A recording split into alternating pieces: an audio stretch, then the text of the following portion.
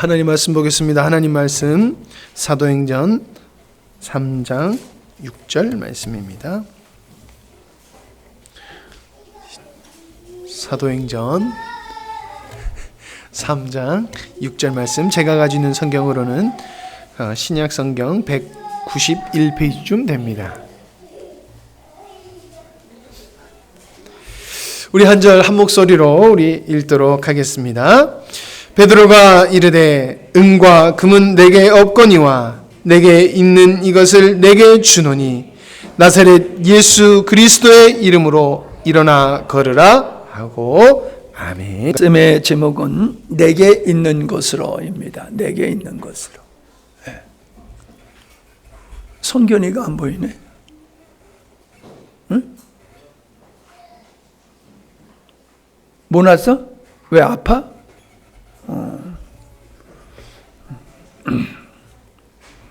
내게 있는 것으로. 오뚜기 아시지? 오뚜기. 오뚜기는 아무리 던져도 굴려도 반듯하게 섭니다. 그 비결을 다 알고 계시지요. 무거운 것을 그 밑에다가 넣어놨기 때문에 그렇게 넘어지지 아니할 수 있다라고 하는 것입니다. 사람은 그냥 사는 게 아니죠. 내 안에 뭔가 있어요. 사람마다 다 자기 안에 뭐가 있어요.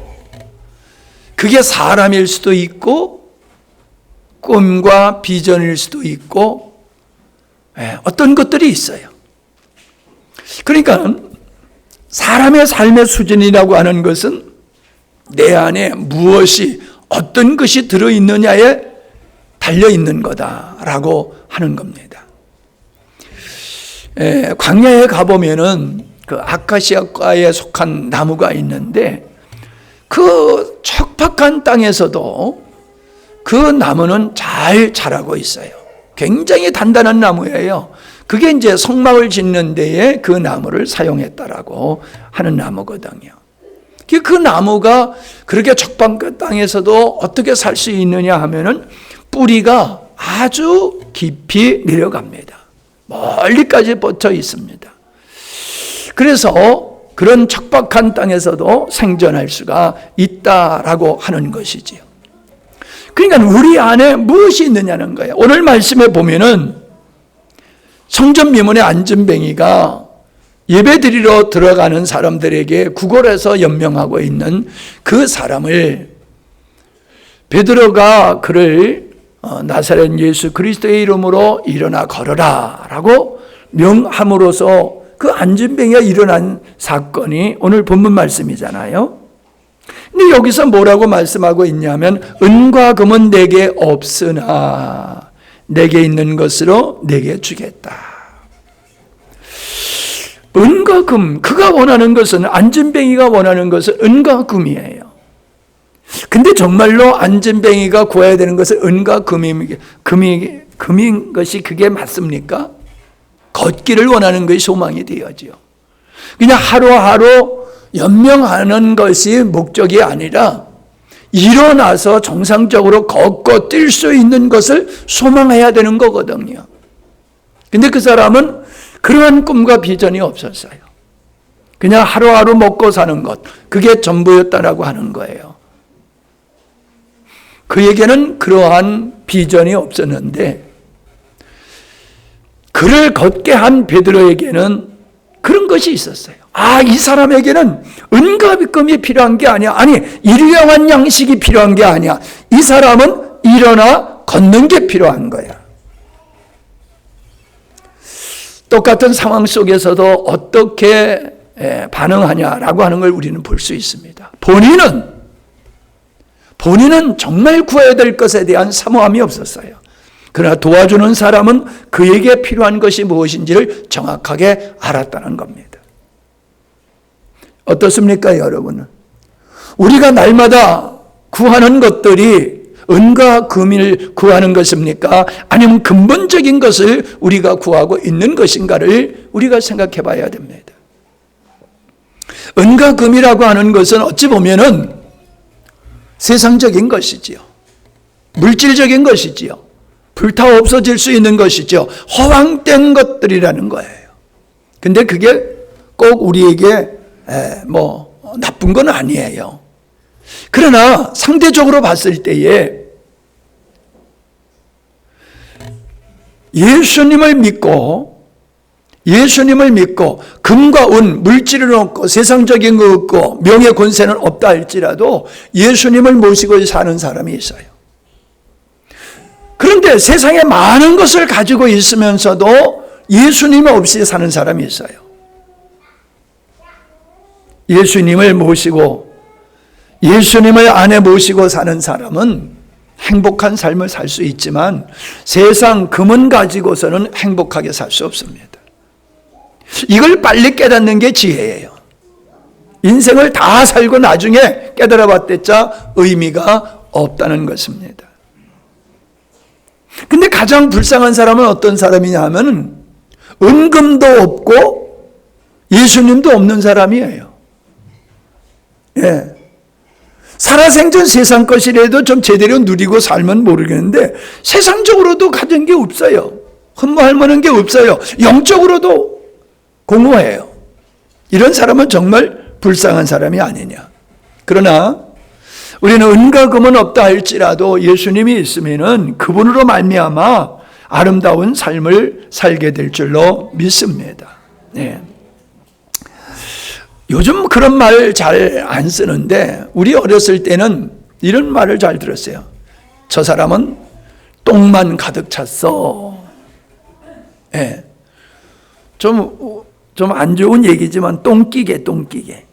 똥 만들어내는 사람이야. 똥만 가득 찼어.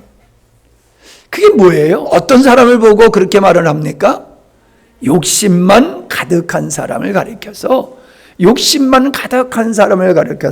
그렇게 말했어요. 깡통이라고 그랬어요. 저 사람은 깡통이야. 쟤는 깡통이야.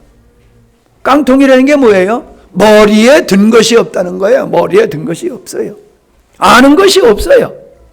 그런 사람을 가려서 깡통이다. 그렇게 말하지 않습니까? 저 사람은 진주야 라고 표현하는 사람도 있어요. 그 사람은 어떤 사람입니까? 그 사람은 아주 진주가 있고 아름다운 것들이 그 마음속에 가득히 채워졌기 때문에 진주다 그렇게 표현합니다. 저 사람은 살았으나 죽은 사람이야. 살았으나 죽은 사람이라는 건 뭡니까? 생물학적으로는 살아있을지 모르지만은 그에게는 꿈도 없고 비전도 없고 희망도 없고 미래가 없는 사람. 나는 미래가 없어. 저 사람은 미래가 없어. 그런 사람은 뭐예요? 저건 죽은 거야. 살아있지만 죽은 거야. 네. 우리 민성찬 집사님 어머니가 돌아가셨는데 요즘 100세 세대라고 그러지 않습니까? 근데 진짜 100세, 90이 넘어서도 아주 총기가 있는 그렇게 건강하게 사시는 분이 있는가 하면은 그냥 숨쉬기만 하고 사는 사람이 있다는 거지요. 어떤 삶을 우리가 살아야 되겠습니까? 우리는 정말로 우리의 삶에 결정적인 역할을 하는 우리의 삶을 결정짓는 그 무엇이 우리 안에 있는가 이거를 한번 생각해 보려고 합니다. 첫 번째는 예수님이 있는가 하는 거예요. 여러분 예수님에 대해서 아는 것하고 예수님이 있는 것하고는 다릅니다. 예수님이 어떤 분이냐고 하는 거 그거 안다고 해서 예수님이 그 안에 계신 게 아니에요. 예수님이 누군지는 잘 몰라도 그 마음속에 예수님을 모시고 사는 사람이 있다라고 하는 겁니다. 여러분 우리는 포장지를 소중하게 여기지 않습니다. 요즘 포장지를 너무 아주 고급스럽게 잘 만들지요. 그러니까 어떤 거는 포장지 보고 샀다가 실망한 적이 있고 그러는데 아무리 포장지가 좋아도요 그건 버려요. 요즘 포장지가 좋아가서 버리기가 아까워가지고 계속 싸놓다 보면요 그냥 그 백이 이만큼 있어요. 여러분 집에도 다 많이 있을 거예요. 버리기 아까워가지고 나중에 다 버려요. 포장지가 중요한 게 아니라 포장지 안에 알맹이, 내용물이 뭐냐, 이게 중요한 거죠. 우리 인생이라고 하는 건 포장지와 같아요. 우리 육체라고 하는 거는. 거기다 무엇을 채우냐는 거예요. 무엇을 담느냐는 거예요. 인생은 하나님을 담는 포장지로 하나님이 만드셨어요. 우리의 가치는, 그래서 성경에서 예수 그리스도를 모신 그릇이라고 표현하고 있다는 겁니다. 우리의 가치가 육체에 있는 게 아니에요. 외모에 있는 게 아니에요. 환경에 있는 게 아니에요. 내 안에 그리스도가 있으면은 우리 수준이 그리스도의 분량까지 이르는 영광스러운 상태로 이르게 되지만은, 멋쟁이게 잘생기고 지식이 있고 능력이 있고 재물이 있고 세상적인 것이 아무리 많다 할지라도 그건 하나의 포장지예요. 그릇이에요. 그 안에 예수님이 있느냐 없느냐에 따라서 그의 인생이 달리 된다라고 하는 것입니다. 사람이 사람 되는 것은 생명이 있어야 되잖아요. 생명이 없으면은 죽은 거예요. 여러분, 사람이 사람다운 것은 생명이 있어야 된다라고 했는데, 산 자와 죽은 자는 생명이 없는가 있는가로 판단하지 않습니까? 그와 같이 영적으로도 동일합니다.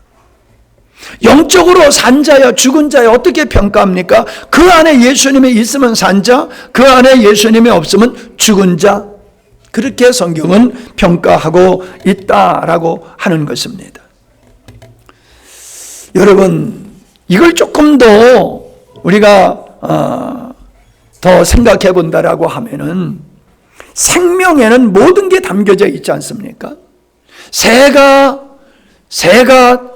노래하는 소리가 다 달라요. 짐승들이 소리 지르는 게 다 달라요. 왜 다릅니까? 그 생명이 다르기 때문에 그런 거예요. 그러니까 우리는 예수 그리스도의 생명을 갖게 되어지면 예수 그리스도의 생명에 속한 성향과 성분을 우리가 얻게 되어지는 거지요.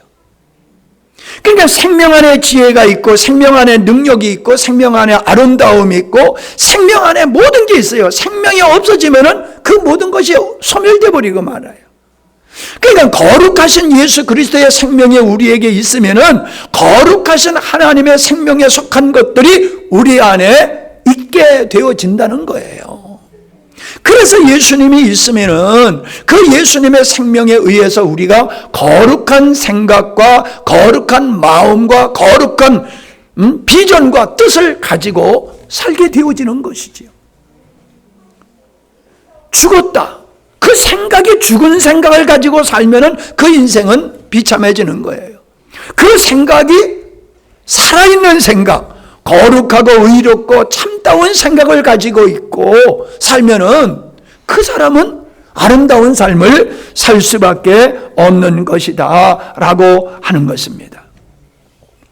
우리 인생에는 능력이 필요한 게 아니라 예수 그리스도의 생명이 필요한 겁니다. 예수 그리스도의 생명이 필요한 거예요. 여러분, 호수아비 알잖아요. 호수아비 길 가다 보면은 또 그 모형을 만들어 놓고 그런 것들을 많이 보게 되어지는데, 그 속에는 사람이 들어있어야 되는데 사람이 들어있지 아니하고 짚이 들어가 있단 말이에요. 풀이 들어가 있단 말이에요. 그러니까는 옷은 사람이 있던 옷을 거기다 입혔지만은 사람이 아니고 그냥 풀에다가 나무에다가 입혀놓으니까 그대로 있는 거란 말이에요. 똑같은 옷인데. 인생은 다 비슷비슷해요. 다 똑같아요. 그런데 그 안에 예수 그리스도의 생명이 있으면 차원이 달라지는 거예요. 여러분 스스로가 경험하시잖아요. 예수 믿기 전에 여러분의 모습과 예수 믿는 지금의 여러분의 모습이 달라지고, 예수님이 내 안에 있을 때와 예수님이 내 안에 없을 때 우리의 삶이 다르다라고 하는 것을 날마다 경험하고 있지 않습니까? 날마다 경험하고 있어요. 내 안에 예수의 생명이 있는가? 내 안에 예수가 있는가라고 하는 것입니다. 예수님이 우리 안에 있으면은 거룩한 열매를 맺게 되어 있어요. 그러나 예수님이 없는 삶은 사망의 열매를 맺게 되어 있다라고 하는 것입니다. 성령의 열매가 뭡니까? 내 안에 예수가 있을 때에, 내 안에 예수가 있게 되어지면 그 예수님의 열매가 맺어지는 것을 성령의 열매라고 말씀하고 있는 거잖아요. 사랑과 기쁨과 평안과 인내와 친절과 선과 신실함과 온유와 절제. 이게 예수 그리스도가 우리 안에 있을 때에 우리의 성품에서, 우리의 삶 속에서 나타나고 자라고 열매 맺게 되어 있는 것이라는 겁니다. 예수님께서 평안을 너에게 끼치노니 곧 나의 평안을 너에게 주노라 라고 말씀하셨습니다. 주님이 우리에게 평안을 주신다고 그러는데 주님이 있는 자의 마음은 평안이 있는 거예요. 아멘? 주님이 있는 자에게는 사랑이 있고 주님이 있는 자에게는 평안이 있는 거예요. 여러분, 내 마음속에 평안이 없다라고 하면은 주님이 없는 것이나 아니면은 주님과의 관계가 친밀하지는 못하는 거예요. 우리가 예배를 드린다, 예수님을 믿는다, 여러분 그게 중요한 게 아니에요. 내 안에 예수의 생명이 있고 내가 그 예수의 생명으로 산다라고 하면 어떤 환경 속에서도 좌절하지 아니하고 낙담하지 아니하고 살아가게 된다는 겁니다. 바울이 이렇게 얘기했음을 여러분 잘 알고 있죠. 내게 능력 주시는 자 안에서 내가 모든 것을 할 수 있느니라. 내게 평안을 주고 내게 능력을 주시는 게 아니에요. 그분이 우리 안에 있게 되어지면 그분이 곧 내 능력이고 그분이 내 곧 평안이고 그분이 곧 내 사랑인 줄로 믿습니다. 이게 기독교의 진리예요. 아, 하나님은 나에게 평안을 안 주셔서, 아, 하나님은 나에게 능력을 안 주셔서, 예, 그거는 얕은 차원의 사람들이에요. 정말로 생명이신 주님을 모시고 사는 사람은 그냥 주님으로 평안이 내게 있는 거예요. 감옥에서 언제 죽을지도 모르는데도 깊이 잠들어 있는 베드로와 같이 그렇게 평안이 있는 거예요. 할렐루야. 평안을 돈으로 살 수 있습니까? 기쁨을 돈으로 살 수 있습니까? 없어요. 주님이 우리 안에 있으면은 우리 안에 천국이 이루어지는 겁니다. 환경이 천국을 만드는 게 아니라 주님으로 말미암아 천국이 우리 안에 만들어지는 거예요. 여러분, 이 얘기가 정말로 마음속에 예수님을 통해서 천국이 이루어진 사람들은 맞아, 그래, 정말로 그래, 끄떡끄떡해요. 그런데 주님을 통해서 천국을 경험하지 못한 사람은 그게 뭐야? 예수님이 우리 안에 있으면 천국이 이루어진다고? 그게 뭐야? 이해가 안 돼가지고 갸우뚱하고 참 설교가 어렵게도 하신다, 그렇게 생각할 수가 있습니다. 그러나 이것은 여러분이 정말로 주님이 계시고 주님으로 말미암아 사는 삶을 살면은 그렇게 경험하게 될 줄로 믿습니다. 항상 기뻐하라, 쉬지 말고 기도하라, 범사에 감사하라. 여러분, 이게 어떻게 가능합니까? 그러나 주님이 우리 안에 있게 되어지면은 이게 가능한 거예요. 힘들고 어려워도 기뻐할 수 있고 감사할 수 있고 그 마음속에 하나님을 향하여 기도할 수 있는 능력이 바로 주님으로 말미암아 이루어지게 되는 줄로 믿습니다. 마태복음 15장 18절에 주님이 그러셨어요. 입에서 나오는 것들은 마음에서 나오나니, 입에서 나오는 말들은 마음에서 나오나니 이것이야말로 사람을 더럽게 하느니라. 사람의 마음에서 나오는 것은 악한 생각과 살인과 간음과 음란과 도둑질과 거짓 증언과 비방이니 이런 것들이 사람을 더럽게 하느니라. 여러분, 사람의 마음속에 뭐가 있느냐에 따라서 말로 나오고 행동이 되어진다는 거예요. 그러므로 우리의 마음속에 주님이 계시게 되어지면은 참으로 아름다운 말들, 천국의 방언들이 나오는 거예요. 감사합니다, 사랑합니다, 고맙습니다, 칭찬하면서 위로하고 격려하면서 살아가게 되는 거예요. 그러나 그 마음속에 주님의 계시지 아니하고 인간의 탐욕이 가득 차 있게 되어지는 불만, 불평, 원망, 짜증, 저주가 나오고 욕이 나온단 말이야. 난 영화를 보기가 좀 껄끄러워요. 영화를 보면요, 우리 이 목사 얘기하는 게 아니고, 어쩌면 그렇게 욕이 많이 나옵니까? 하여튼 뭐 일상 사람 사는 것을 그걸로 만드는 거니까. 그런데 정말로 욕이 아니면은 말을 할 수 없을 정도로 욕이 나와요. 그건 뭐예요? 그 마음속에 그렇게 더러운 거예요. 정한 마음을 가진 사람은 그런 더러운 욕을 할 수가 없어요. 저주스러운 욕, 다른 사람을 상하게 하는 그런 말을 할 수가 없어요. 근데 주님이 없는 사람들은 그런 말을 하고 그런 삶을 살게 되더라라고 하는 겁니다. 살다 보면 은사 있는 사람들을 만나게 돼요. 은사가 있는 사람들. 은사 있는 사람들은 대부분 보면 아주 자신만만해요. 근데 나는 그런 사람을 보면서 옛날의 나를 보는 것 같아요. 옛날에 내가 얼마나 은사를 추구했습니까? 은사적인 사역을 내가 얼마나 힘써 했습니까? 그런데 은사 생활을 통해 가지고 사람이 변화되는 건 아니더란 말이에요. 은사는 하나의 도구요 능력일 뿐이지 사람을 변화시키는 건 은사가 아니라 복음이더라는 거예요. 복음. 아멘. 은사자로서 은사 사역을 하면서도 자기가 변화되지 못하고 남도 변화시키지 못하는 걸 우리는 경험하고 보고 있잖아요. 그러므로 여러분, 우리는 은사를 추구할 게 아니고 세상적인 걸 추구할 게 아니고 주님 충만함을 사모해야 될 줄로 믿습니다. 주님 충만함을 사모해야 돼. 내 안에 예수님이 얼마나 계시는가, 얼마나 가득한가, 얼마나 충만한가. 성령 충만, 주님 충만. 자, 두 번째는 믿음이 있는가라고 하는 거예요. 내게 정말 믿음이 있는가?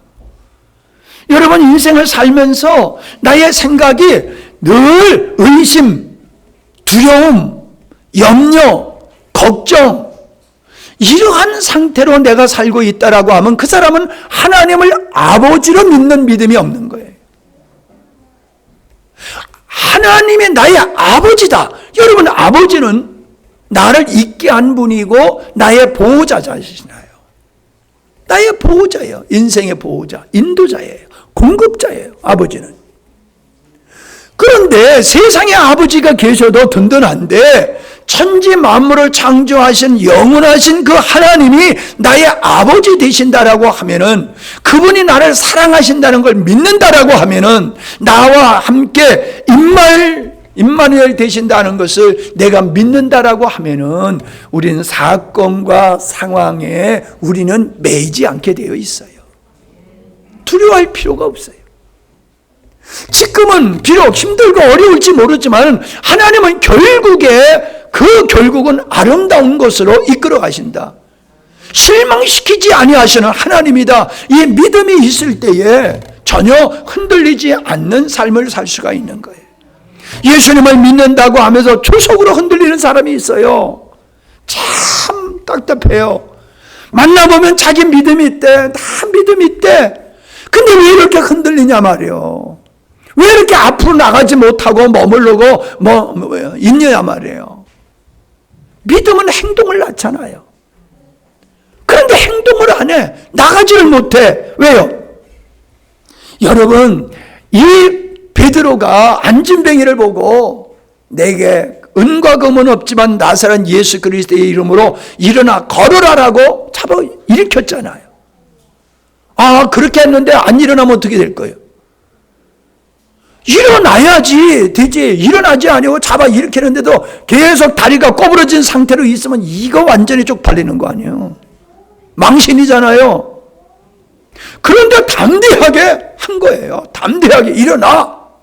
예수의 이름으로 일어나. 뭘 믿어요? 예수님의 능력. 하나님의 사랑과 능력을 믿기 때문에 일어나라 라고 말할 수 있었던 것입니다. 여러분, 우리의 삶 속에 마치 어떠한 것들이 경제라든지 건강이라든지 어떤 상황이 안진뱅이와 같이 마른 뼈와 같은 그런 상태다 할지라도 여러분이 믿음으로 선언할 수 있어야 됩니다. 에스겔 9장에 마른 뼈들을 향해서 명령했잖아요. 여러분, 명했다라고 하는 건 뭐예요? 믿음이 있다는 거예요. 믿음이 있기 때문에 명령한 거예요. 일어나 걸어라. 여러분, 우리는 늘 믿음의 선포를 해야 될 줄로 믿습니다. 믿음으로.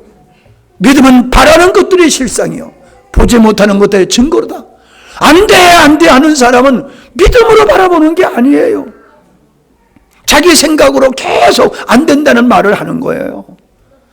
우리는 우리의 생각과 우리의 상식과 우리의 능력으로 어떤 상황들을 바라보는 게 아니라 예수님이 여기 함께 하신다라고 하면 마른 나무에서도 꽃이 필 수, 죽은 나무 가지에서도 꽃이 피고 열매를 맺을 수 있다는 이 확신을 가지고 여러분이 긍정적인 믿음의 고백들을 하시기를 바랍니다. 주님은 들린 대로 역사하신다고 그랬잖아요. 안 돼 하고 늘 불만 불평하고 한숨만 짓고 그런 사람에게서는 하나님이 일하실 수가 없어요. 하나님은 누구를 통해서 일하시느냐? 믿음의 사람을 통해서 일하시는 거예요. 믿음의 사람. 하나님 역사하세요. 기도 아무리 해봤자 소용없어요. 내가 믿음을 가지고 내가 그 믿음을 따라 외치고 믿음을 따라 행할 때에 하나님이 그 자리에서 역사하시는 거지요. 소리로만 말로만 아무리 해봤댔자 주님은 일하지 않으세요. 믿음을 보여라. 우리가 믿음을 그분에게 보일 때에 주님은 그 믿음을 통해서 일하시는 줄로 믿습니다. 우리가 돈을 빌려주거나 보증을 쓰거나 그건 뭐예요? 그 사람을 신뢰하기 때문에, 그 사람을 향한 믿음이 있기 때문에 돈도 빌려주고 금전거래를 하고 그러는 것이지 않습니까? 다시 얘기하면요, 우리의 삶은 약속의 실현, 약속을 따라 사는 게 우리의 삶이에요. 출근 시간에 정해져 있지요. 등교 시간에 정해져 있지요. 점심시간 정해져 있지요. 자는 시간 정해져 있지요. 일어난 시간 정해져 있지요. 우리의 시간은 다, 우리의 삶은 시간으로 약속된 그 약속을 우리가 지키고 사는 거예요. 교통법규, 그게 뭐예요? 약속이잖아요. 약속. 오른쪽으로 간다, 왼쪽으로 간다. 빨간불이면 멈춘다, 파란불이면 간다. 다 약속이잖아요. 법이라고 하는 건 약속으로 되어 있어요. 약속. 이 약속은 신뢰를 하고 지킬 때에 결과가 나오는 거예요. 약속을 하고 약속을 지키지 아니하면 아무런 결과가 나올 수가 없습니다. 그러니까 약속을 지킨다. 하나님의 약속이 신약과 구약이잖아요. 구약과 신약. 하나님의 언약을 믿는 게 우리의 믿음입니다. 하나님의 언약을 믿는 믿음. 우리의 모든 삶은 하나님을 믿는 그 믿음에 근거한 삶이 되어야 된다는 거예요. 여러분, 중국의 십자가 우리가 봤을 때에 그 목사님이 20년 동안 감옥살이 하셨잖아요. 예수 믿는다는 이유로 20년. 저는 이 말씀을 묵상하다가 순교보다 힘든 거겠다 하는 생각이 들더라고요. 순교는 그냥 순간이에요. 순교는 순간으로 받을 수 있는 거예요. 근데 20년을 믿음을 가졌다, 예수님을 믿는다고 감옥에 갇혀가지고 매일 짐승 취급을 받고 구타를 당하고 배고프고 춥고 그런 생활을 끝이 없어. 언제 내가 이게 끝날지, 이렇게 가다가 죽을지 몰라. 지금이야 20년이지 그분은 20년이라는 세월을 모르고 그런 감옥 생활을 했어요. 그걸 어떻게 감당할 수가 있습니까, 여러분? 그걸 어떻게 감당할 수가 있겠어요? 믿음이 아니면 그걸 감당할 수 있겠어요? 그 힘들고 어려운 감옥 생활을, 끝이 없는 감옥 생활을. 여러분, 우리나라가 이렇게 복음화된 것은 유능한 젊은이들이 한국 땅에 와가지고 복음을 전했단 말이에요. 목사님들만 온 게 아니에요. 평신도들이 왔어요. 의사들이 왔어요. 그들이 자기의 행복한 안정된 생활을 버리고 이 낯설고 미개한 조선 땅에 와가지고 자기의 삶을 다 헌신했단 말이에요. 그 믿음 없으면 어떻게 하겠습니까? 오늘 여러분이 여기 앉아 계신 것도 예배드리는 여러분, 이것은 여러분의 믿음이 있기 때문에 이 자리에 나와서 계시는 거예요. 믿음 없으면 이 자리에 나와서 예배에 참여할 수가 없다라고 하는 것입니다. 노아가 120년 동안 방주를 짓는다? 한 번도 경험해 보지 못한 거잖아요. 하늘에서 비가 온다는 거 한 번도 경험하지 못하는데 하늘에서 비가 와가지고 이 모든 땅을 갖다 다 물로 덮어버린다? 그게 이해가 되는 겁니까? 그러나 그는 믿음으로 한 번도 경험해 보지 못한 그것이 앞으로 올 거를 믿고 120년 동안 배를 졌다는 거예요. 우리는 천국에 가보지 않았어요. 지옥도 가보지 않았어요. 한 번도 경험해 보지 못한 죽음 이후의 영원한 세계를 우리는 바라보고 나가는 거, 이게 믿음이 아니고는 어떻게 가능합니까? 고난이 있고 좌절과 실패가 우리 앞에 있다 할지라도 낙담하지 아니하는 것은 바로 믿음이 있기 때문이다라고 하는 겁니다. 실패를 경험해 보지 않은 사람이 어디 있습니까? 다 실패를 경험해 본 사람들입니다. 그러나 어떤 사람은 실패 앞에서 도저히 일어나지 못하는 사람이 있는가 하면은, 어떤 사람은 실패를 교훈 삼아서 일어나서 새 출발을 하는 사람들, 뭐예요? 믿음을 가지고 있기 때문이다 라고 하는 것을 우리는 알게 되어집니다. 세 번째로 우리가 생각해 볼 수 있는 것은 내 안에 지혜가 있느냐라고 하는 겁니다. 요즘 제가 지혜에 관한 이야기를 합니다. 여러분, 똑같은 재료로 음식을 만들어도 어떤 사람은 참 맛깔나게 맛있게 하는 게 있어요. 밥을. 이번에 진도에 가서 헌신하는데, 봉사하는데 그 사모님의 밥을 얼마나 맛있게 하시는지 찰밥 같아요. 찰밥 같아요. 질지도 않고 되지도 않고 쫄깃쫄깃한 게 부드러우면서도 얼마나 맛있는지 몰라요.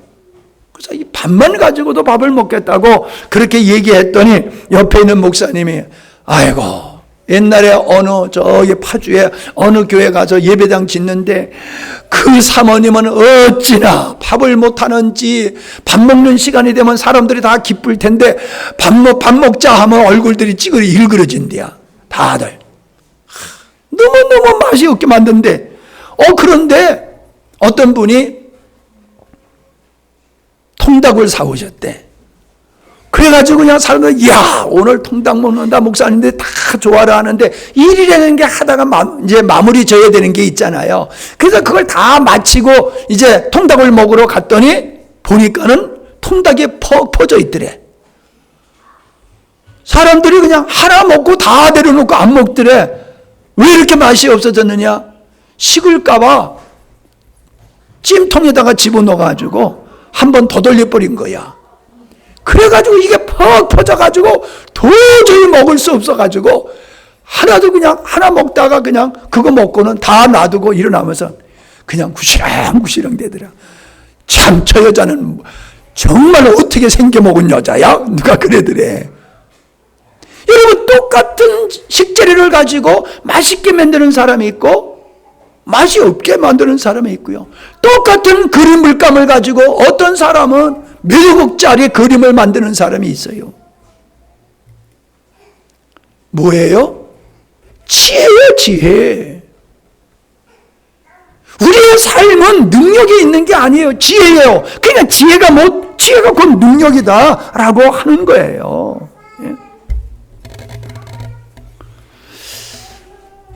피라미드 축조한 이러한 옛날의 건축물들을 보면은 현대인들도 지금 그걸 할 수가 없을 정도의 규모예요.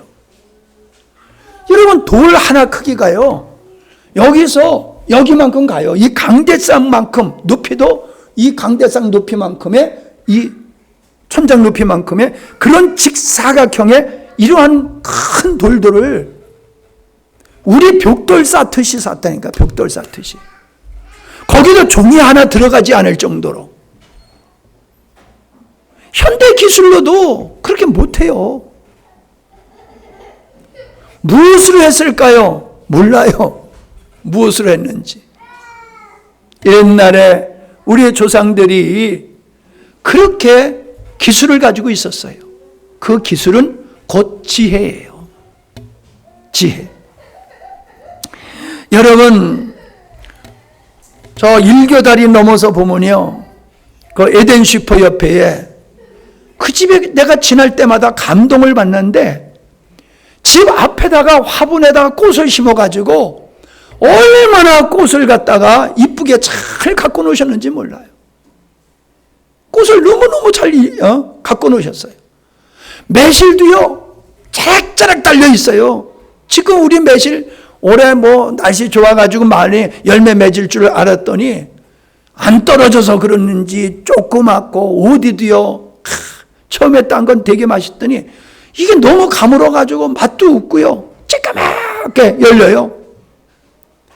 근데 그분은 무슨 재주로 했는지 그렇게 매실나무도 적은 나무가 있는데 그냥 얼마나 많이 열렸는지 몰라요. 꽃이 얼마나 이쁜지 몰라요. 그게 뭐예요? 하나님이 만드신 자연의 원리를 잘 아는 지혜가 있는 거예요. 그래서 그렇게 밭도 아닌 화분에다가 그렇게 잘 기르는 거예요. 여러분, 지혜가 있는 사람은 실패를 해도 그걸 교훈 삼아서 일어납니다. 지혜가 없는 사람은 가르쳐줘도 못해요. 반복된 실패를 하고 만다는 것입니다. 잠언서 3장 13절에 지혜를 얻는 자와 명철을 얻는 자는 복이 있다. 14절에 이는 지혜를 얻는 것은 음을 얻는 것보다 낫고 그 이익이 정금보다 나음이라. 15절 지혜는 진주보다 귀하니 네가 사모하는 모든 것으로도 이에 비교할 수 없도다. 예, 지식이 많다고 지혜가 있는 게 아닙니다. 슬기로운 자는 재앙을 보면 숨어 피하여도 어리석은 자들은 나아가다가 해를 받느니라. 그래서 우리는 하나님 앞에 뭘 구해야 됩니까? 진실을 볼 수 있는 눈을 달라고, 진실을 들을 수 있는 귀를 달라고 우리는 기도해야 돼요.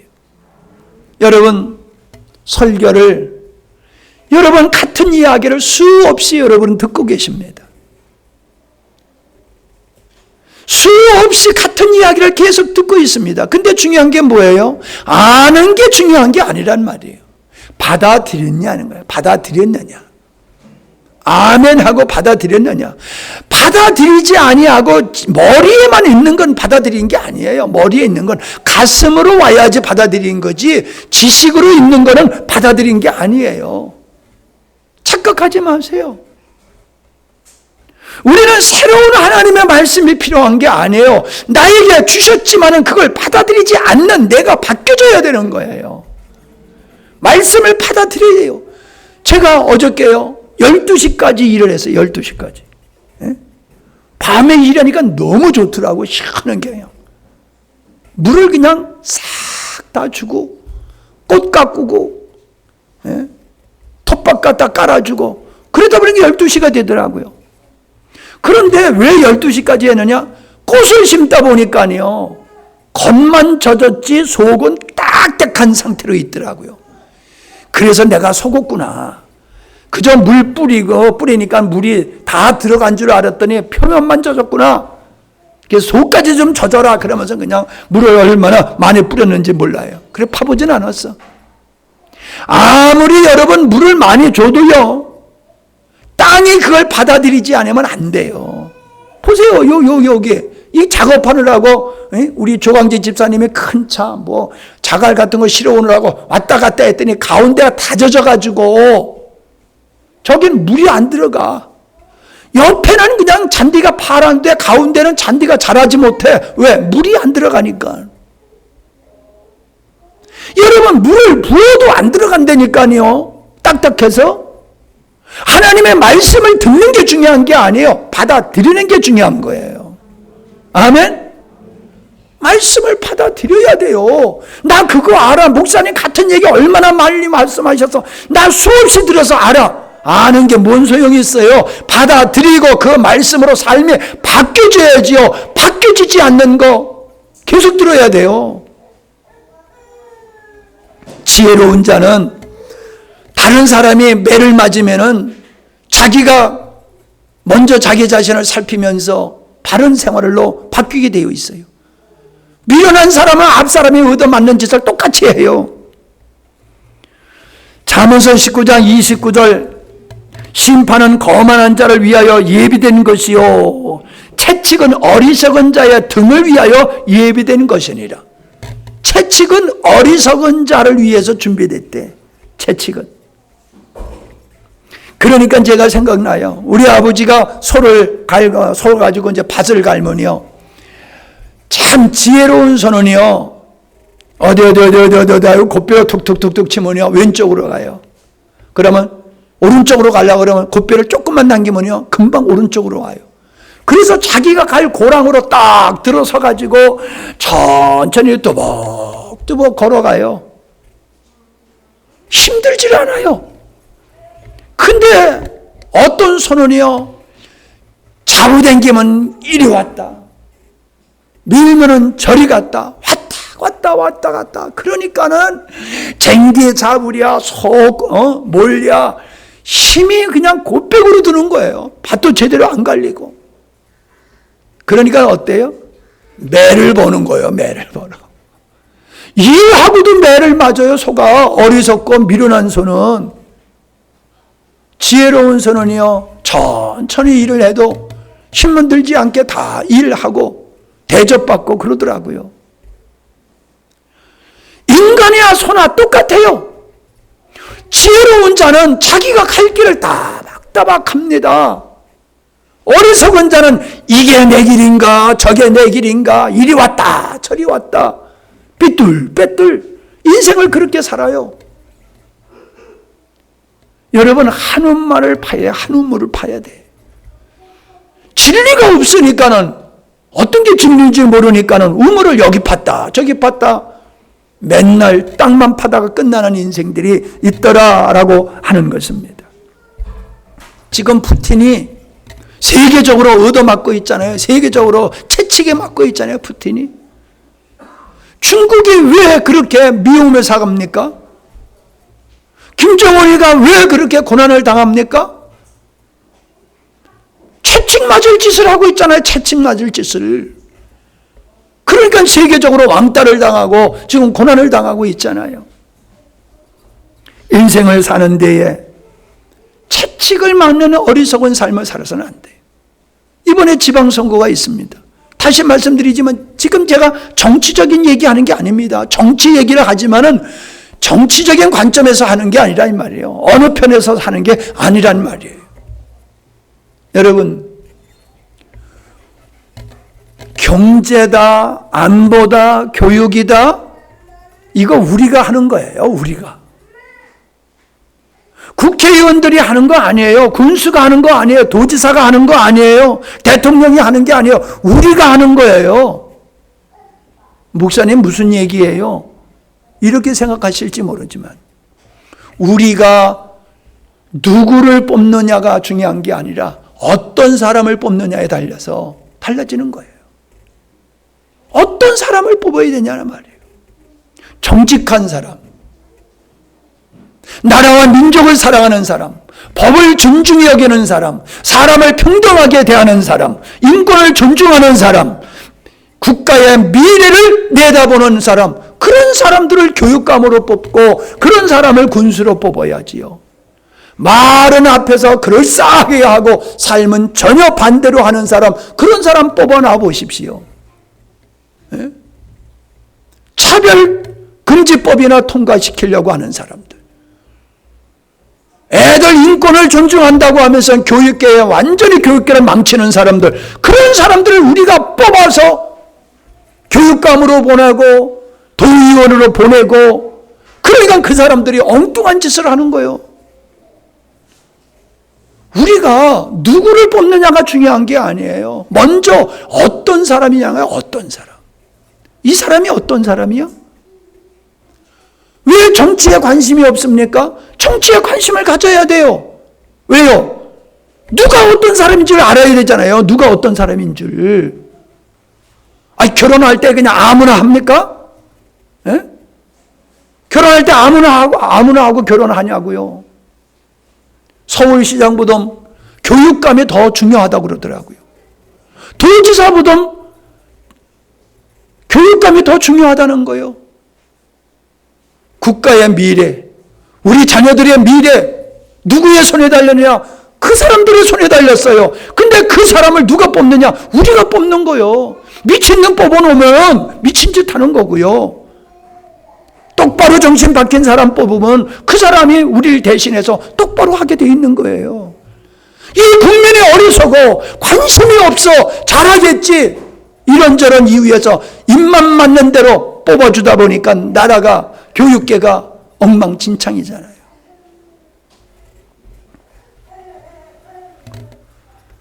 여러분, 채찍을 맞는 짓을 해서는 안 됩니다. 우리가 선거를 잘못해서 스스로 채찍을 맞는 것과 같은 어려움을 겪어서는 안 돼요. 그러니까 우리가 지혜가 있어야 되는 거예요. 사람을 볼 줄 알아야 되는 거예요. 아, 이 사람이 일꾼이다. 아, 이 사람은 능력도 있고 인격도 되어 있고, 이 사람은 정직하고, 이 사람은 정말로 나라를 위해서 헌신할 사람이다. 아, 이 사람은 우리의 자녀들을 맡겨도 괜찮을 만한 그러한 인품을 가지고 교육적인 철학을 가진 사람이다. 바른 가치관을 가지고 있는 사람이다. 이걸 우리가 분별해야 된단 말이에요. 그리고 뽑아줘야지 돼요. 여러분, 선거 잘못하면 나라 망치는 거예요. 그들이 나라 망치는 게 아니에요. 선거 잘못하는 사람이 나라 망치는 거지. 아멘들 하나도 안 하시네. 나라는 우리 손으로 망치는 거예요. 그러자 누가 그러잖아요. 찍어놓고 나중에 그거 찍어준 이 손모가지를 자르고 싶은 마음이 들 거라고. 내가 그 사람 찍어줘가지고 나라가 이렇게 됐다고. 그 사람 찍어준 이 손모가지를 잘라버리고 싶다고. 그런 얘기를 내가 들어봤어요. 우리는 신앙생활에서도 그렇고 국가적으로도 그렇고 함께 사업하는 것에도 그렇고 볼 수 있는 눈이 있어야 돼. 들을 수 있는 귀가 있어야 돼. 이거 없으면 채찍 맞게 돼요. 스스로 채찍 맞는 자리에 들어갈 수밖에 없어요. 마지막으로 우리에게 미래가 있냐는 거예요. 미래. 어떤 사람은 과거만 있어요. 과거만. 미래가 없어. 미래에 대한 청사진이 없어. 미래에 대한 꿈과 비전이 없어. 미래에 대한 목적이 없어. 오직 과거만 있어. 근데 좋은 과거 아니에요. 나쁜 과거만 있어, 이런 사람들은. 좋은 과거도 별로 좋지 않아요. 좋은 과거도 지나간 거고, 나쁜 과거도 과거는 이미 지나간 거예요. 과거가 우리에게 영향을 주지를 못합니다. 그런데 내가 과거에 묶여 있으면 과거의 사건이 나를 사로잡고 나의 인생을 망가뜨려 버립니다. 과거의 실패, 과거에 받은 상처, 이거에 매여 있는 사람은 항상 분노, 두려움, 염려, 원망, 걱정, 결론은 좌절과 낙담이에요. 과거에 묶여있는 사람은 앞으로 전진을 못해요. 늘 한숨 속에서 다른 사람 탓하면서 사는 거예요. 다른 사람 탓만 하면서 사는 거예요.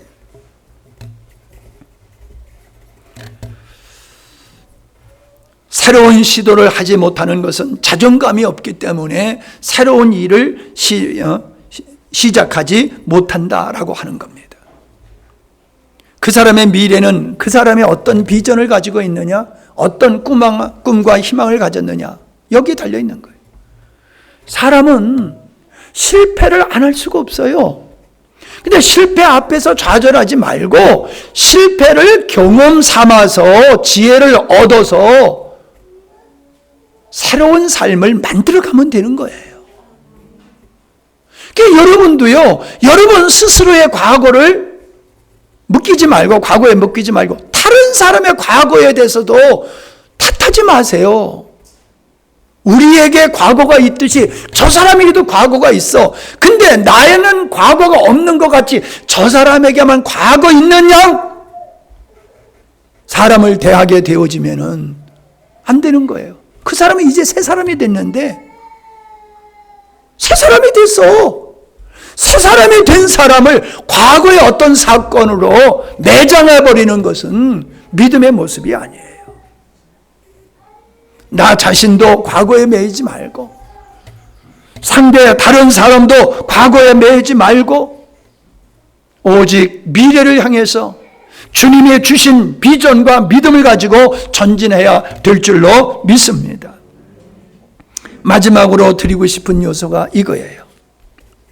비워져야지 채워질 수 있는 겁니다.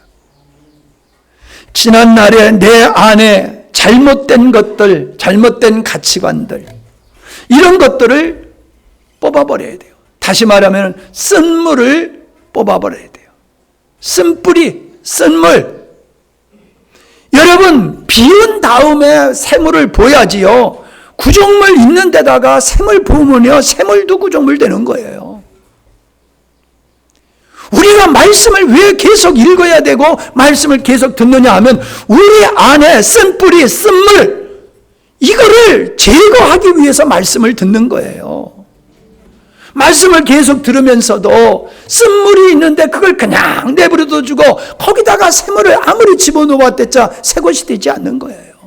새 것조차 헌 것이 되고 독이 돼버리는 거예요.